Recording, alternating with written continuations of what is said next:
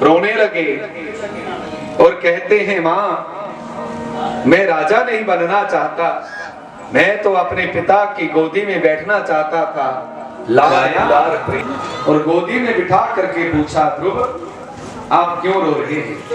ध्रुव बोले, माँ आज मैं पिताजी की गोदी में बैठना चाहा। जब मैंने पिताजी की गोदी में बैठना चाहा तो सौतेली माता ने मुझे प्रताड़ित कर दिया। सुनीति ने पूछा, बेटा माता ने क्या कहा? बोले, सौतेली माता ने कहा, क्योंकि तप से राज से नरक की प्राप्ति होती है, तपस्या करनी पड़ेगी। सुनीति रानी बोली, ये बात तो सही कही, तपस्या से ही तप से राज प्राप्त होता है। राजा बनकर के निर्णय सही ना करें तो वो जीव नरकारी हो। मैं तो हरि का भजन करना चाहता, अर्थात मैं ये सिद्ध करना चाहता हूं कि इस संसार में परमात्मा है। मुझे ना राज चाहिए ना सुख। जंगल में जाऊंगा, वन में जाऊंगा, परमेश्वर के गुणों को गाऊंगा, इसलिए नहीं कि मुझे राजपाट मिले। मैं ये सिद्ध करना चाहता हूं कि परमात्मा भी संसार में है। मैं ऐसा भजन करूंगा, माँ हरि का सिमरण करूंगा, परमात्मा के दर्शन करके लौट करके आऊंगा। सुनीति माता मना कर देती है।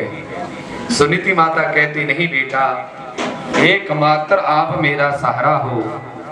आपके पिता ने तो दूसरी शादी करवा ली, उत्तानपाद राजा ने, लेकिन आप वृद्ध अवस्था का सहारा बनोगे।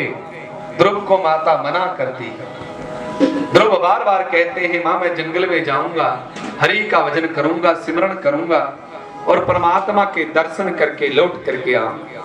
लेकिन आज सुनीति बार बार मना करती है।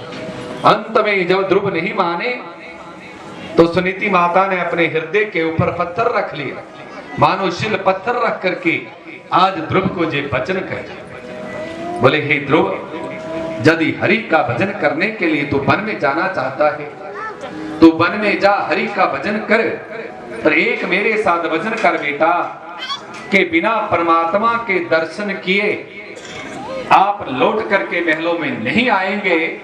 परमात्मा के यदि दर्शन नहीं हुए, हे ध्रुव अपना मुख मत दिखाना। माता सुनीति बोली।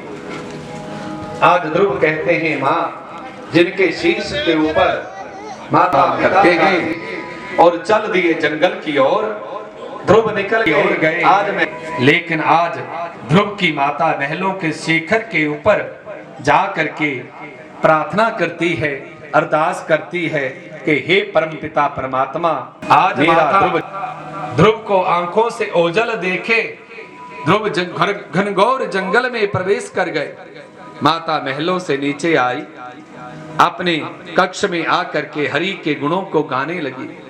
हे गोविंद, हे हरि, मेरे ध्रुव की मैं प्रभु का सिमरण करने के लिए, प्रभु के दर्शनों के लिए वन में जा रहा हूँ, जंगल में जा रहा हूँ। नारद जी ने ध्रुव जी महाराज को बहुत समझाया। देखो ध्रुव, तुम वृक्षों की बातें खा करके, नदी का जल पान करके हरि का भजन करते। ध्रुव, तू राजसी बालक है, सुकोमल बालक है, तो जंगल में नहीं जा सकता, रह सकता। यदि तू जंगल में जाएगा जहां तो हिंसक जानवर, शेर, बाघ, चीते तुझे खा जाएंगे। ध्रुव का वचन संकल्प